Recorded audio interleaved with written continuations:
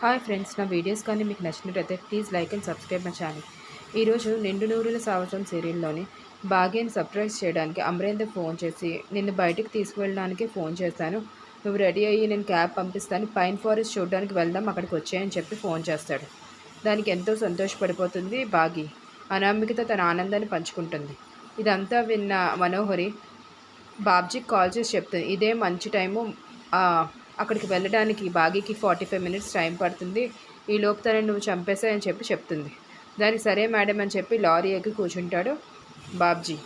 ఇక్కడ బాగి రెడీ అయ్యి కిందికి వెళ్తుంది. అనామిక చాలా సంతోషంగా బాగిని కారులో ఎక్కించి బాయ్ చెప్తుంది.